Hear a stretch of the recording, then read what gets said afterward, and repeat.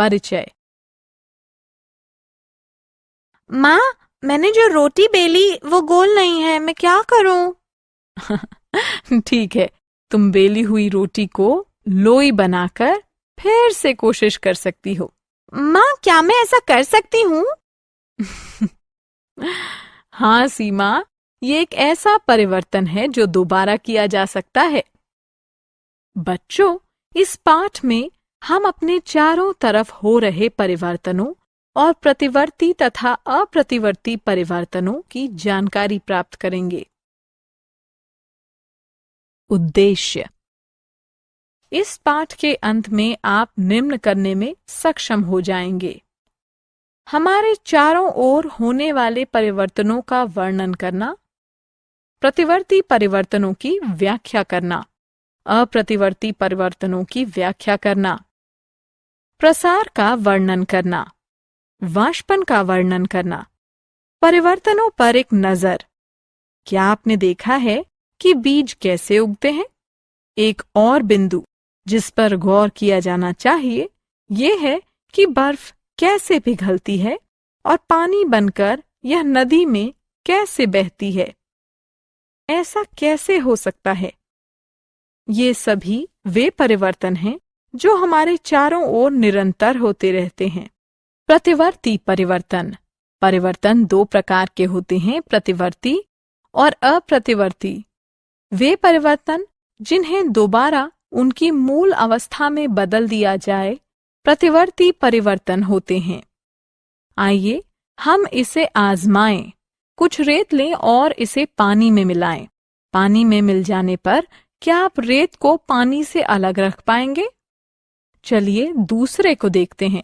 किसी चॉकलेट को पिघलाएं। क्या आप जानते हैं कि आप उस पिघले हुए घोल को ठोस बनाकर दोबारा चॉकलेट में बदल सकते हैं? जी हाँ, ये प्रतिवर्ती परिवर्तन के उदाहरण हैं। अप्रतिवर्ती परिवर्तन। आइए कुछ और परिवर्तनों पर विचार करें और देखें कि हम उन्हें दोबारा बदल सकते हैं या नहीं। आइए एक ऑमलेट बनाने के लिए एक अंडे को तोड़कर उसे मथते हैं। क्या अब हमें वही अंडा वापस मिल सकता है? क्या आपको सेब पसंद है? आइए एक सेब को 4 टुकड़ों में काटें। काटने के बाद क्या हमें पूरे का पूरा सेब वापस मिल सकता है? ये वे परिवर्तन हैं जिन्हें बदला नहीं जा सकता और इन्हें अप्रतिवर्ती परिवर्तन कहा जाता है। प्रसार। क्या आप थर्मोमीटर पढ़ना जानते हैं? थर्मोमीटर में पारे के फैलने पर यह तापमान बताता है।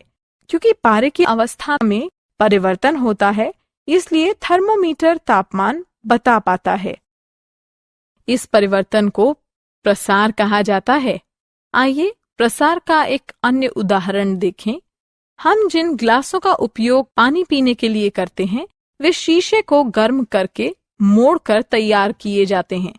पिघले शीशे को कर्मचारी उससे अलग अलग आकारों में ढालते हैं जिनका हम रोजाना उपयोग करते हैं। वाष्पन। क्या होता है जब आप किसी कटोरे में पेट्रोल रखकर उसे धूप में छोड़ देते हैं? जी हाँ, कुछ समय के बाद आप देखते हैं कि पेट्रोल कम होने लगता है। ये परिवर्तन का एक उदाहरण है जिसे वाष्पन कहा जाता है।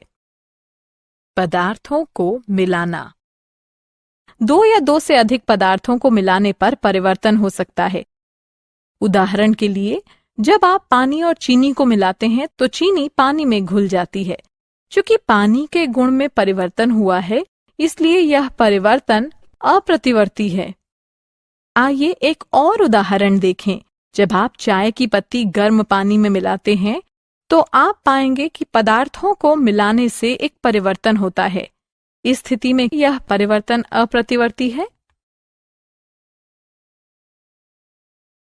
सारांश।